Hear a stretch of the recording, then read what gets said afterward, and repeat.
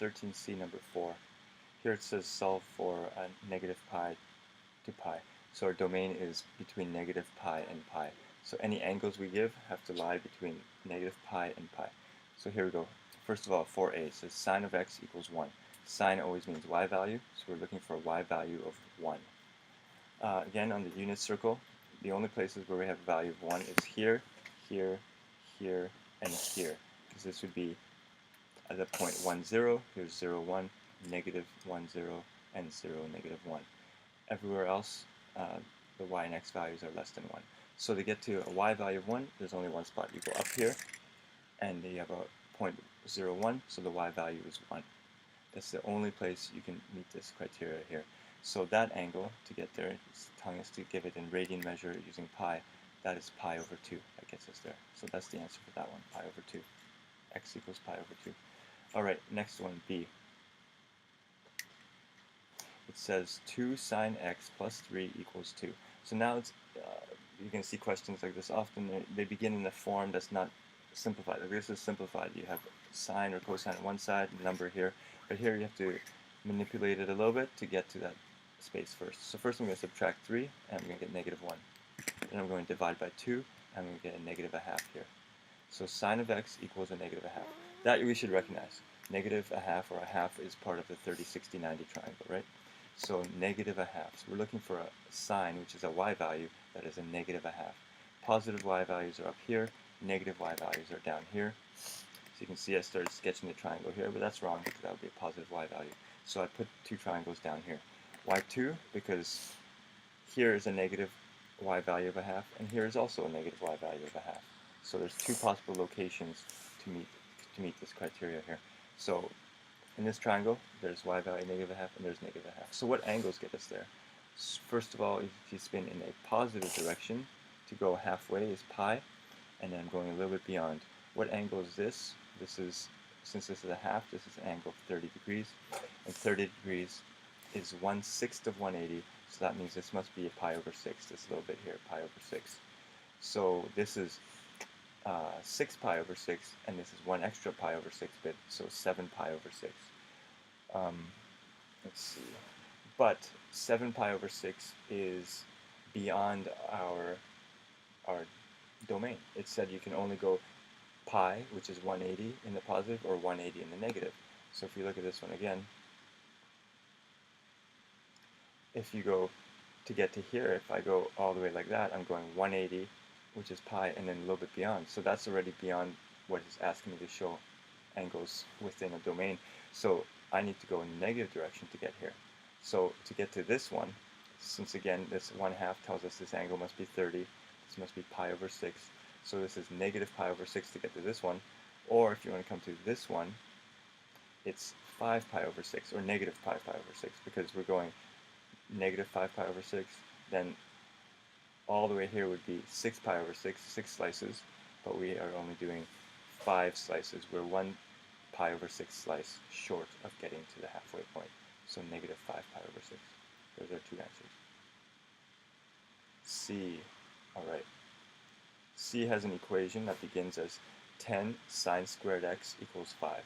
I know the squared ones were ones that gave some students trouble, so you deal with squares in trig equations the same as any other equation. So we have, first of all, divide by 10, we get 5 over 10. Then we take the square root of both sides, because we want to get rid of the square. So taking the square root of that leaves us with sine x. Taking the square root of this, well, when you're solving the equation, you're always going to have a plus and minus value. So square root of that, I get plus or minus. And then I've reduced this to 1/2. Okay, so square root of 1 is 1. Square root of 2 is irrational, so we leave it as root 2. However, we're going to simplify that, or rationalize the denominator. We don't want that root there. Multiply top and bottom by root 2 over root 2, and we end up with that. That should be one of our familiar ones, and root 2 over 2 always comes from a 45-degree triangle. So here we have root 2 over 2. And sine means we're looking for a y value of positive or negative plus or minus root 2 over 2. So that's actually going to give us 4 options. Let's take a look. Because root 2 over 2, positive y value, would be here, root 2 over 2, and here's another positive root 2 over 2 y value. here's a negative root 2 over 2 y value, here's another negative root 2 over 2 y value. So we have 4 spots that we can get to, and our angles have to be less than or greater than, not beyond pi and in the positive direction and not beyond pi in the negative direction. So to get to this one, going positive, we go here. Since this is root 2 over 2, we know this is 45. And 45 is 1/4 of 180. So this is pi over 4 that gets us here. So pi over 4 gets us here. Then to get here, we go all the way around to here. This is pi over 4, 2 pi over 4, and then this would be 3 pi over 4. 3 slices out of the 4 slices here. So 3 pi over 4. Pi over 4, 3 pi over 4. Next we have to get to these two. If we went beyond here, it would be beyond pi to get here, and that's out of our domain. So to get to these two, we have to go in the negative direction. So here, to get to this one, we're going to go negative pi over 4. Because again, this is root 2 over 2. That means this is 45. That means this angle is 1/4. So negative pi over 4. And to get to this one, we go negative 3 pi over 4 right here. So those are 4 possible angles to get to those 4 spots, which give positive or negative root 2 over 2. Last one, we have 4 cosine squared of x plus 2 equals 5. Again, it's an equation that we have to simplify. I'm going to subtract 2 first. That gives us 3 here. Then I'm going to divide by 4. That gives us 3/4. Then I'm going to take a square root to get rid of the square. So square root of cosine squared, square root of 3/4. Alright, plus or minus again. Square root of this, well, we know the square root of 4 is 2.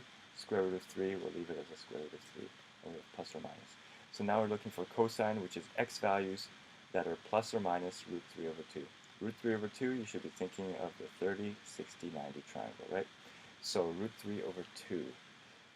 So it can be plus or minus. So here's a positive x value, root 3 over 2. Here's a negative x value, root 3 over 2. So again, we end up with 4 possible spots because this positive x value can be up here or down here. Both of those are positive x value.